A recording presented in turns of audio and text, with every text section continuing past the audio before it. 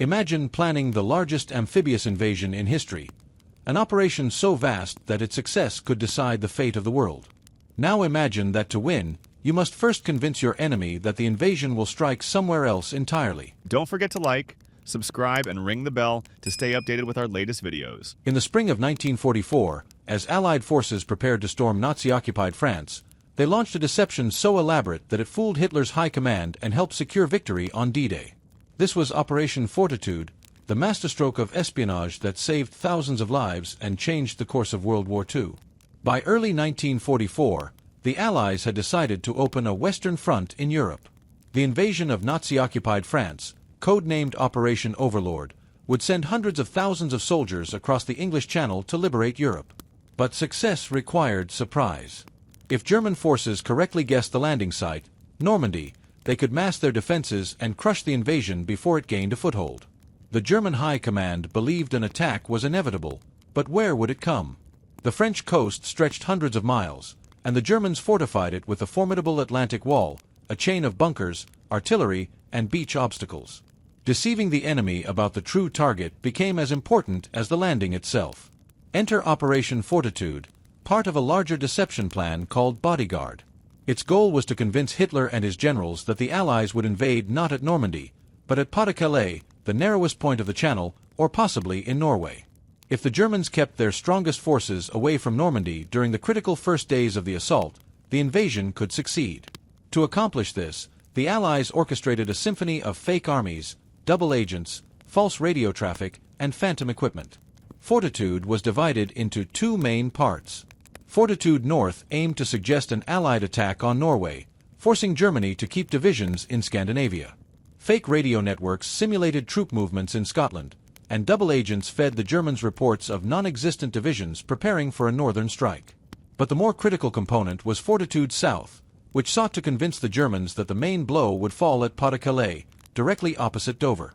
To sell the illusion, the Allies created an entire fictitious army, the 1st U.S. Army Group, FUSAG. This phantom force was nominally commanded by General George S. Patton, a brilliant but controversial leader whom the Germans respected as America's most aggressive general. German intelligence assumed Patton would lead any major invasion, making him the perfect bait. In southeastern England, near Dover, the Allies built a stage set for spies and aerial reconnaissance. Inflatable rubber tanks and wooden artillery pieces were arranged in open fields. Dummy landing craft made of canvas and plywood floated in estuaries. Vehicles and tents were shifted regularly to simulate troop movements. The deception extended beyond physical props. Special radio operators generated a constant stream of fake communications, mimicking the chatter of a large army. Engineers left tire tracks and constructed roads to suggest heavy traffic. Double agents, most famously Juan Pujol Garcia, code-named Garbo, sent carefully crafted reports to the Germans, describing Patton's preparations and confirming the buildup at Pas-de-Calais. Garbo had spent years gaining the trust of German intelligence, and by 1944 his messages were considered highly reliable by Berlin. Every detail was designed to reinforce the narrative. Weather reports hinted at conditions favoring a Calais crossing. Naval movements were staged to suggest rehearsals for an assault on the Strait of Dover. Even the bombing campaign contributed. Allied aircraft struck railways and bridges leading to Calais more heavily than those near Normandy, subtly signaling where the real invasion might occur. The goal was not merely to mislead, but to create a web of consistent evidence too compelling for the Germans to ignore. The deception worked brilliantly.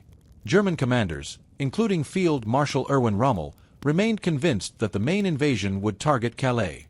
On June 6, 1944, when Allied forces landed on the beaches of Normandy, Hitler and his staff hesitated to commit reinforcements.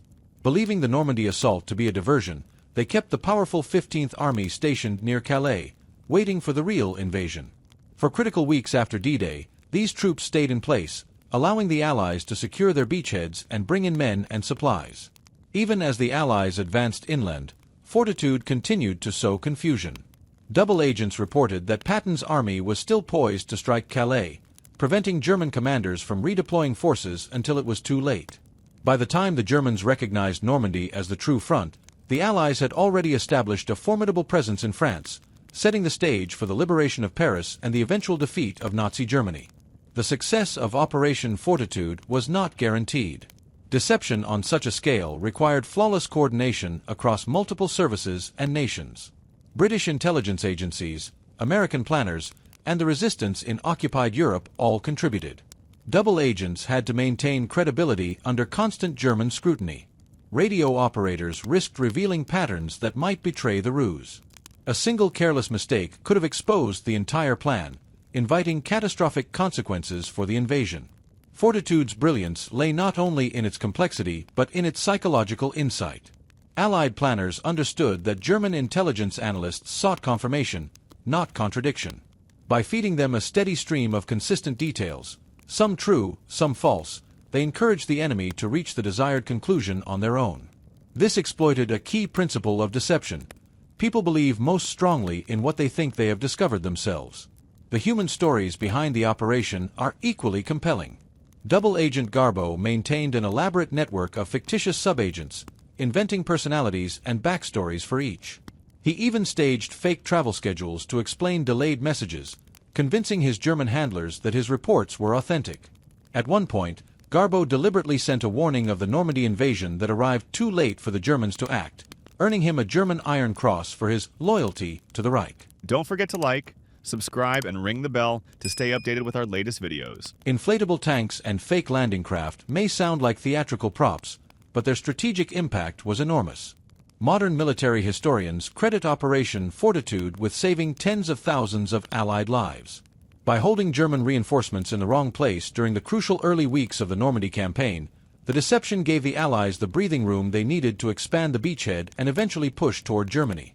Today, remnants of the operation can still be found in quiet fields of southeastern England where dummy tanks once stood and in the preserved records of Bletchley Park, where codebreakers coordinated intelligence. Museums display replicas of the inflatable vehicles and share the stories of agents who risked their lives to maintain the ruse. These artifacts remind us that wars are not won by brute force alone, but also by cunning, patience, and the ability to think like the enemy. Operation Fortitude stands as one of the greatest feats of strategic deception in military history. It transformed the fog of war into a weapon, turning illusion into reality and saving the Normandy invasion from potential disaster. The lesson endures. In warfare, as in life, sometimes the most decisive victories are those won not on the battlefield, but in the mind. If this journey into the hidden world of World War II intrigue captured your imagination, share your thoughts in the comments and subscribe for more explorations of history's untold stories. What do you think was the key to Fortitude's success? The double agents, the phantom armies, or the simple human tendency to believe what seems obvious?